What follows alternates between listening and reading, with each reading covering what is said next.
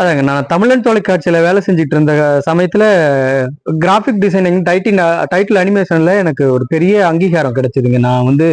நான் பண்ண ஒரு விசாரணைங்கிற ஒரு டைட்டிலுக்கு அவ்வளவு பாராட்டு விழா வச்சு மோதிரம்லாம் எனக்கு பரிசா கொடுத்தாங்க.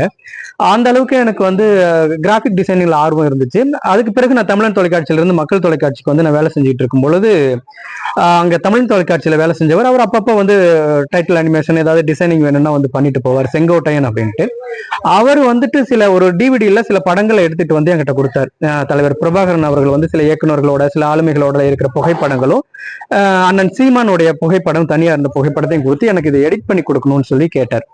அப்போ நான் சொன்னேன், இது எதுக்காக நான் அவர்கிட்ட கேட்கும்போது அவர் சொன்னாரு, இல்ல இது அவருக்கு கிஃப்ட் பண்ண போறோம், அவரு சர்ப்ரைஸ் பண்ணுவ, அவர்கிட்ட ஒரு ஒரு இன்ப அதிர்ச்சியா இருக்கு இதை பார்த்தா, தலைவர் கூட அவர் இருக்கணும்னு அவர் ரொம்ப ஆசைப்படுறாரு, இந்த புகைப்படங்களை அவர் பார்க்கும்பொழுது அவருக்கு ரொம்ப சர்ப்ரைஸா இருக்கும் அப்படின்னு சொல்லி கேட்டதுனால எனக்கும் தமிழ் தேசியத்தின் மேல தலைவர் பிரபாகரன் மேல இருந்த ஒரு பற்று, அண்ணன் சீமானு எனக்கு அதுக்கு முன்னாடி தெரியும், அவர் மேலே எனக்கு ஒரு அன்பு இருக்கு அப்படிங்கும்போது சரி ஒரு வேலையா எடுத்து நான் பண்ணேன். ஏன்னா நம்ம இல்லாதவங்களை நம்ம பக்கத்துல நின்று ஒரு போட்டோ பண்றதுலாம் அந்த சமயத்துல ஒரு ட்ரெண்டா தான் இருந்துச்சு. ஏன்னா போட்டோஷாப் 7 வந்த சமயம்.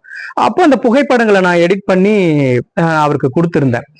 அது ஒரு கட்டத்துல என்னன்னா அது ஒரு நேர்ல சந்திச்சதா அந்த புகைப்படங்கள்லாம் வெளியில வந்துச்சு. அப்பெல்லாம் நான் யோசிச்சிருக்கிறேன், இது என்னடா நாம வேற கிஃப்ட் பண்றது, அது செங்கோட்டையன்ட்டே நான் போய் கேட்டேன். என்னன்னா இது அவருக்கு நம்ம பரிசா கொடுக்க போறோம்னு சொன்னீங்க, ஆனா அதை ஒரு நேர்ல சந்திச்சதா சொல்லி இப்ப உலாவிட்டு இருக்கு செய்திகள் அப்படின்னு சொல்லிட்டு நான் அவர்கிட்ட சொல்லும்போது, இல்லடா அது ஒரு அரசியல் தலைவருக்கான உருவாயிருக்காரு, ஒரு அரசியல் தலைவரா, அவருக்கு இது பயன்படுது, அது ஒரு நல்ல விஷயம் தானே அப்படின்னு சொன்னார். எனக்கு அப்ப என்ன நினைச்சுன்னா, தலைவர் பிரபாகரன் இருக்காரா இல்லையாங்கிற தெரியாத ஒரு சூழல்ல அடுத்து ஒரு வழிநடத்தக்கூடிய ஒரு தலைமையா ஒரு சிந்தனையாளரா இருக்காருங்க பொழுது எனக்கும் அது உடன்பாடா இருந்துச்சு. நானும் அவருடைய கருத்துக்களை உள்வாங்கக்கூடிய ஒரு இடத்துலதான் இருந்தேன்.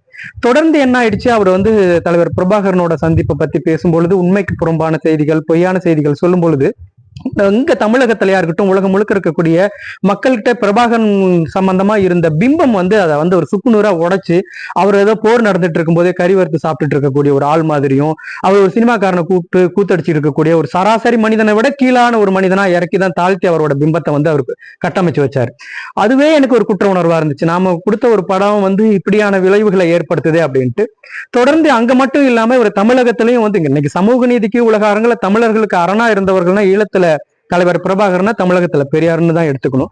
அப்படியான சூழல்ல இருக்கும்போது இவர் இங்க பெரியாரையும் டேமேஜ் பண்றாரு, ஈழத்துல அந்த தலைவர் பிரபாகரனையும் டேமேஜ் பண்றாருன்னா இந்த புகைப்படம் ஒரு சிறிதளவு கூட சரியான வழிக்கு பயன்படலை அப்படிங்கும் பொழுது எனக்கு ஒரு குற்ற உணர்ச்சியா இருந்துச்சு.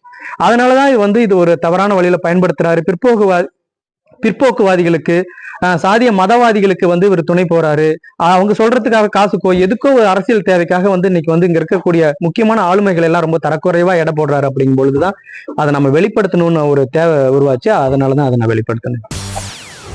செய்திகளை உடனுக்குடன் தெரிந்து கொள்ள உடனே சப்ஸ்கிரைப் பண்ணுங்க.